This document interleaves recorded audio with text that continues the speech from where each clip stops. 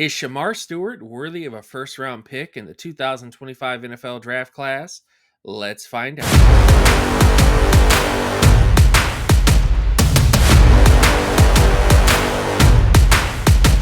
Welcome back to All Pro Football Data. We are talking about Shemar Stewart today. We're going to get into all of his data to kind of see how he stacks up with other prospects in the past. If you're new to the channel, new to the stuff that I do, please go to the description box below. But let's get started with his data profile. So Shemar Stewart had a amazing combine. He did exceptionally well, which we're going to look at his athleticism testing. But there are a lot of question marks to him with his production data, which we're going to get to here. But his production, this is the biggest concern most scouts have about him, is he was not productive. 35 percentile in solo tackle production, 21 in sacks, and then 28 in tackles for loss.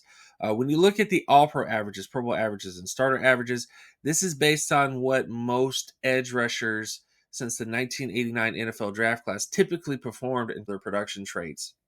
He's nowhere near any of those edge rushers in terms of the averages of the position. Then, of course, when you look at pass deflection and forced fumble market share, he's a little bit better. 53 percentile in pass deflection data, 60 percentile in forced fumble data. All pro averages, starter averages, Pro Bowl averages, etc. Doesn't really hit above those averages, but he's within range in most of the data here. That's not the biggest deal in the world. Age and competition data. Age and competition data is looking at their production that we just looked at for their age, their level of competition, and the team that they were on. He had a 96 percentile age score.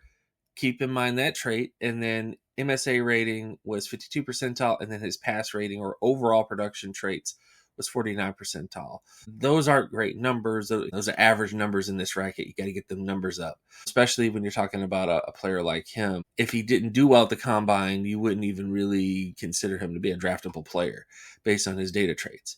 But he did really well at the combine, which is where we get to his athleticism traits. I do mass density athleticism scoring. I take a look at their weight divided by their height, and then compare it to the vertical and the broad jump for the explosion score. The 40-yard dash takes into account their mass density versus the speed score, and then flexibility takes a look at the short shuttle and the three cone. Shemar Stewart did not do the short shuttle or three cone, but he did do the other traits. And based on his explosive lower body strength score, he had a 99 percentile score area, which is fantastic.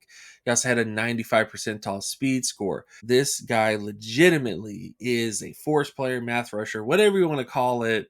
He has elite athleticism traits for his size, and this is what gets into the debates is most of the time prospects who have this type of athleticism can go on to become really great players even if they're not the most productive. But he also was extremely unproductive, as you just saw at the production traits for him. So how do you rectify that? There's been a lot of people on Twitter that have asked questions about where do you take a guy like this? How do you value a player like this? A player that doesn't have the best production but did really well as an athlete and has the physical traits of being a great football player. And this is how you do it. The blueprint is right here. It's Travon Walker. And Shemar Stewart had very similar market share data in terms of their production traits. And their solo tackles, sacks, TFL, all those traits were not the best. Pass deflection data was a little bit better for Walker compared to Shemar Stewart. And the forced fumble market share was in a similar range of possibilities for these two players as well. And when you look at the age and competition data, the only difference between Stewart and Walker was that Walker played tougher competition and on a better team at Georgia compared to what Shemar Stewart played with at Texas A&M. It's not a huge difference. It's not like Shemar Stewart played at Bowling Green, but he did play at a program that wasn't exactly the same as national championship team at Georgia. Athleticism-wise, similar, except for flexibility testing. We don't know the flexibility testing for Shemar Stewart, so we can't do any comparisons there. And then, of course, EAV is better for Walker because better competition for Walker, and we had a full profile on him and his flexibility testing. But this is the blueprint here. And I understand people want to hate on Travon Walker because the Jaguars took him over Aiden Hutchinson, which never should have happened. I get it. It never should have happened. But remember, despite that fact, you want to know how to value Shemar Stewart. This is how you do it. he is somebody that you have to value. If you were able to go back in the past and see what Trayvon Walker was going to do, what Aiden Hutchinson was going to do, knowing what we know now in terms of Trayvon Walker being a starting pass rusher. Is he the best pass rusher in the NFL? No, but he's a starting pass rusher. Knowing what we know now about that, that's where you want to draft Shemar Stewart. Not a top 10 selection, not a top 15 selection, but late first round, day 2 area.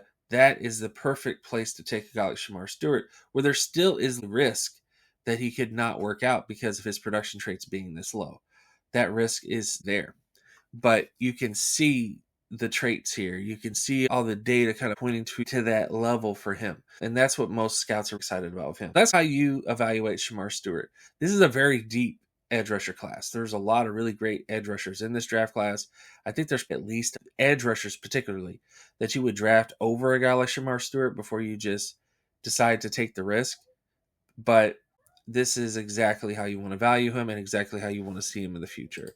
So with all that stuff out of the way, thank you guys so much for watching this episode. Of course, my name is Jim Cobern. You can check out my other episodes on my YouTube channel, of course. Also check out my Patreon page at patreon.com/jcoburn. Also check out my Twitter at Geometrics. And I will see you guys in the next episode. Peace.